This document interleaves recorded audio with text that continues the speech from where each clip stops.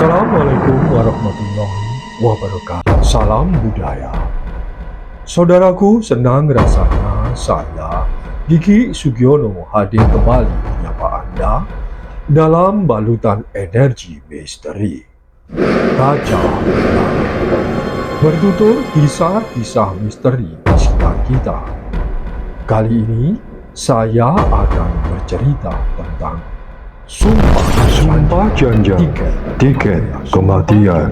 Saudaraku, kematian. Jangan mudah mengatakan sumpah. Peringatan seperti itu setidaknya pernah terngiang di telinga kita, yang mengharuskan seseorang untuk berhati-hati dalam mengeluarkan sumpah. Bahkan dalam agama apapun, umatnya juga disarankan untuk jangan ringan mengucapkan sumpah. Akibat dari sumpah yang pernah terucap akan menjadi tanggungan bagi si pengucap, dan tanggungan itu akan terus terbawa seumur hidup, manakala sumpah itu berkaitan dengan sesuatu yang harus ditepati. Dan jika tidak ditepati, dampaknya jelas akan menghantui seumur hidup. Seperti dalam kasus sumpah pocong, nyawa si pengikrar yang menjadi taruhannya. Nasihat para sesepuh perlu dijamkan bila tak ingin perjalanan hidup menjadi goyah gara-gara sumpah. Apalagi jika sumpah itu diikrarkan dalam alam gaib. Namun jika sumpah menjadi semacam adat, tentu akan lain ceritanya. Seperti di Kabupaten Blora, Jawa Tengah, mengenal sebuah tempat yang dipercaya memiliki kekuatan magis, Sumpah Janjang. Itulah orang menyebutnya sumpah dengan alam gaib di desa Janjang. Seseorang yang hendak bersumpah akan dibawa oleh juru kunci ke atas sebuah bukit. Di atas bukit itulah Sumpah Janjang diucapkan di hadapan dua pusara. Bagi warga desa setempat, dua pusara itu dikeramatkan karena di dalamnya bersemayam jasad dua tokoh besar, Pangeran Jatikusumo dan Pangeran Jatiswara. Kedua pangeran itu adalah leluhur mereka yang sekaligus pembuka desa. Sebenarnya Sumpah Janjang ini adalah tradisi masyarakat setempat untuk meminta izin kepada leluhur desa. Namun, dalam perkembangan selanjutnya, sumpah di hadapan pepunden desa justru menjadi kebiasaan. Dan celakanya, sumpah itu terus diikuti oleh orang-orang di luar desa, bahkan di luar Kabupaten Blora. Karena tiap kali warga meminta izin atau bersumpah di hadapan pepunden, hajatnya atau maksudnya akan terkabul. Tradisi untuk menghormati leluhur memang menjadi keharusan bagi siapa saja. Akan tetapi, jika tidak memiliki keterkaitan dengan leluhur, rela jauh-jauh datang melewati perjalanan berat dan menghaturkan izin, itu adalah sebuah keanehan. Keberadaan Sumpah Janjang bermula pada saat lurah desa diberi wewenang mengelola dan melestarikan budaya wayang krucil panca sakti. Pada kala itu, kerja lurah desa tidak mendapatkan bayaran ataupun gaji dari pemerintah. Bahkan tanah bengkok atau ganjaran pun juga tidak diperoleh. Sebagai kompensasi dari jeripayanya, lurah desa dipercaya memungut sumbangan setiap ada pertunjukan wayang krucil. Dengan berbagai cara, lurah mampu melaksanakan kehendaknya. Ia juga berwenang untuk memilih siapa yang akan bertindak sebagai dalang pada saat pertunjukan. Taktik kades untuk mencari upah jabatan ini semula berjalan adem ayem tanpa masalah. Namun, lambat laun, cara yang dipakai kades ternyata menimbulkan kompetisi di kalangan dalang. Kompetisi antar dalang ini kian memanas dan tidak fair. Karena itu, lurah desa menerapkan cara siapapun dalangnya, jika mampu memberikan sumbangan dalam jumlah lumayan, ia akan dipilih oleh kades untuk melaksanakan tugasnya. Dalam perkembangan selanjutnya, kades juga kian licik menerapkan taktik mencari uang. Pada suatu ketika, karena telah mampu akan uang, pilihan kades kali ini jatuh pada dalang yang tidak berbobot. Akibatnya, mutu pertunjukan wayang krucil menjadi merosot, dan celakanya pertunjukan wayang kala itu oleh warga masyarakat dianggap sebagai suatu yang sakral.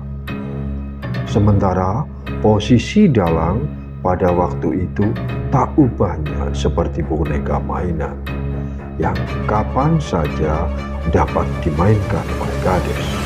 Akibatnya di kalangan warga desa timbul pendapat bahwa lurah bertindak semau diri. Ada juga yang menuduh kades tidak jujur. Memang tidak semua penduduk desa melontarkan tuduhan itu. Ada juga sebagian warga lainnya justru menganggap kades sebagai wakil dari personifikasi roh leluhur Pangeran Jatikusumo dan Pangeran Jatiswara, sesembahan warga setempat. Pro kontra antar penduduk terjadi. Desa Janjang pun menjadi resah. Dan pada puncaknya, lurah merasa terpojok dan ketakutan. Maka kades minta melakukan sumpah di hadapan para leluhur. Di atas puncak bukit di desa Janjang, sumpah kades berlangsung sakral, serta disaksikan oleh penduduk desa. Suasana terasa mencekam, semua tampak tegang. Wajah kades kelihatan penuh keraguan. Tetapi apa boleh buat, sebagai bukti bahwa dirinya tidak bersalah, kades nekat melakukan sumpah sakral itu. Upacara sumpah di hadapan leluhur desa usai digelar. Suasana desa kembali normal. Penduduk kembali melakukan aktivitasnya, sementara kades tetap melakukan kegiatan sehari-hari, mengurus desa sekaligus wayang krucil panca sejati. Kehidupan desa masih berjalan biasa saja. Akan tetapi, tak lama berselang, warga desa Janjang kembali dikejutkan oleh sesuatu di luar dugaan. Kades yang telah mengikrarkan sumpah Janjang di hadapan leluhur itu ditemukan telah menjadi mayat. Kejadian kala itu benar-benar berakibat fatal. Tidak ada yang menduga jika sumpah itu harus membawa korban nyawa. Dan sejak itulah awal mula terjadinya sumpah Janjang ini. Sejak saat itu, desa Janjang yang terletak di puncak bukit ini menjadi terkenal dan sakral. Banyak orang yang sengaja datang sekedar melihat ataupun melakukan prosesi ritual sumpah Janjang yang mengundang maut dan berdaya magis ini. Namun sayang, banyak yang dirahasiakan dalam urusan prosesi sumpah Janjang ini. Ini wajar saja karena sumpah keramat tersebut akan berdampak langsung kepada pelakunya. Setidaknya perlu pikir panjang sebelum bersumpah di tempat ini. Mereka yang berniat sumpah Janjang datang dari penjuru kota, dari berbagai kalangan.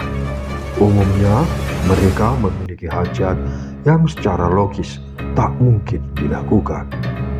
Sementara untuk menjalankan sumpah Janjang perlu proses yang sedikit panjang. Dengan ditemani juru kunci, pengunjung yang berniat melakukan prosesi sumpah Janjang terlebih dahulu harus berjanji di tempat ini. Bentuk perjanjiannya bisa bermacam-macam. Itu hanya diketahui oleh si pelaku sendiri. Apabila yang menjadi keinginannya sudah terpenuhi, pelaku harus kembali melaksanakan nadar yang telah diucapkan waktu itu. Kebanyakan mereka memenuhi janji dengan menggelar pertunjukan wayang kerucil. Sebelum melaksanakan sumpah janjang, selain niat terlebih dahulu dan memikirkan dampak yang terjadi, pelaku juga harus mempersiapkan upo ramping berupa kemenyan dan sebotol minyak wangi. Kemudian, setelah segala sesuatunya siap lahir batin, juru kunci mulai membacakan doa yang ditujukan pada arwah Pangeran Jatikusumo dan Pangeran Jatiswara, memohon bantuan agar doanya serta hajatnya dikabulkan oleh Tuhan Yang Maha Agung. Setelah juru kunci usai membacakan doa-doanya, pelaku diminta untuk mengucapkan sumpahnya. Dalam mengucapkan sumpah, sebenarnya tidak harus dilaksanakan di tempat itu. Sumpah dapat diucapkan di mana saja. Apabila kehendaknya terpenuhi, ia harus melaksanakan janjinya di tempat ini.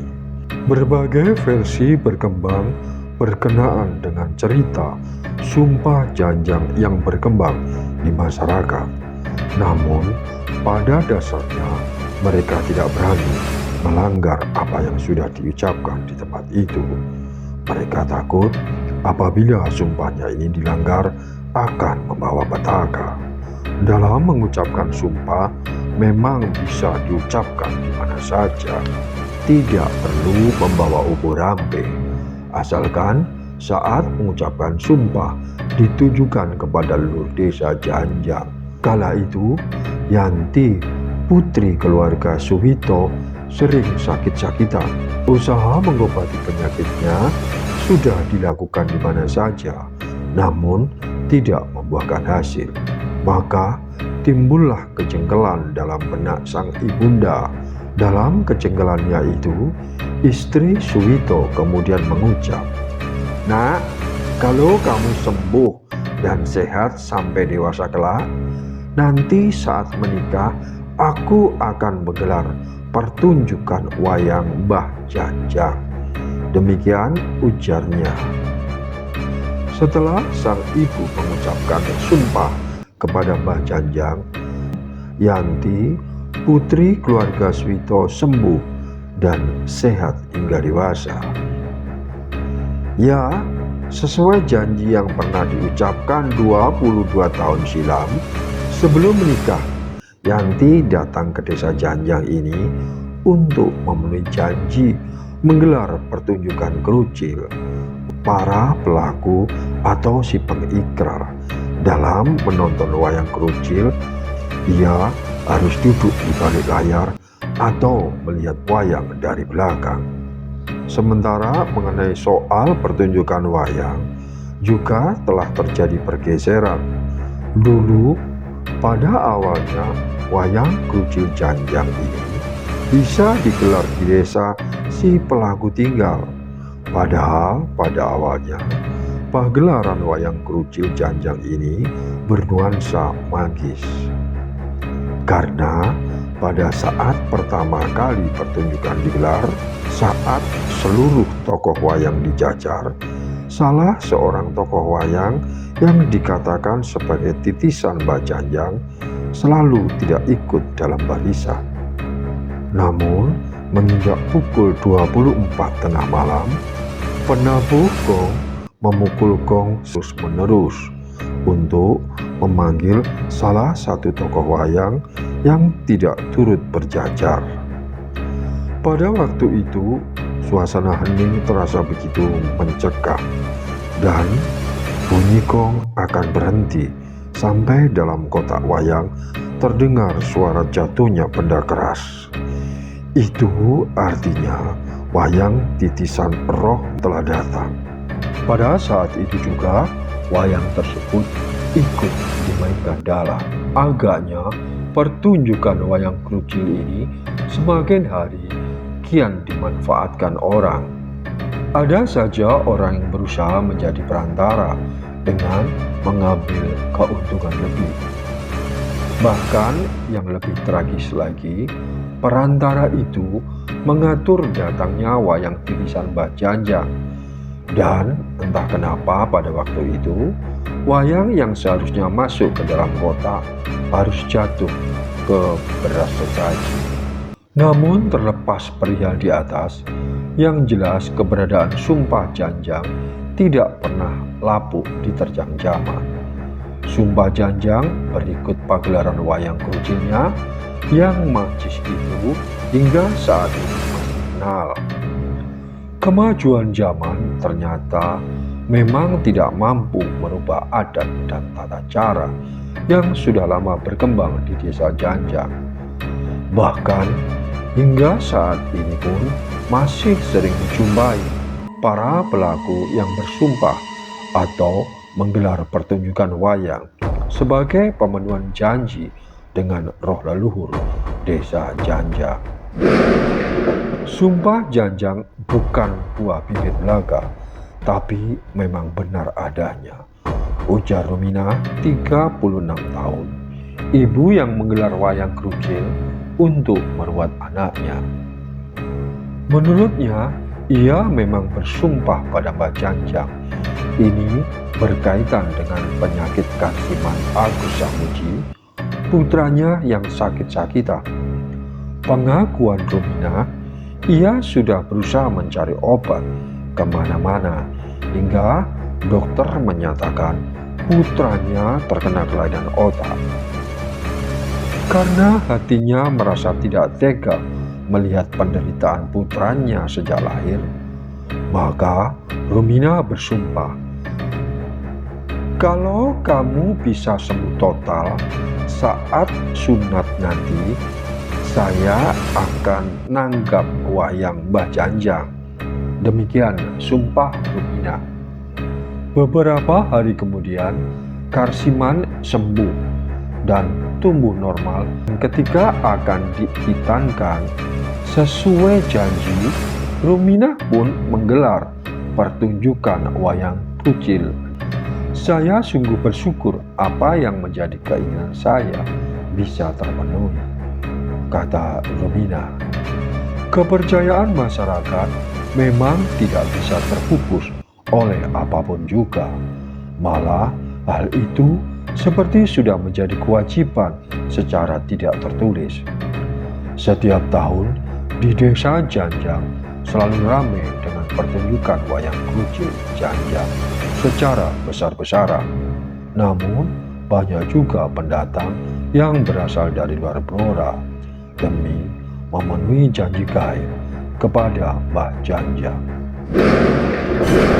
Saudaraku, sumpah tidak perlu dilakukan bila hanya sebagai pelindung di balik kebohongan. Sumpah bukan hal mudah karena harus didasari hati nurani dan kejujuran.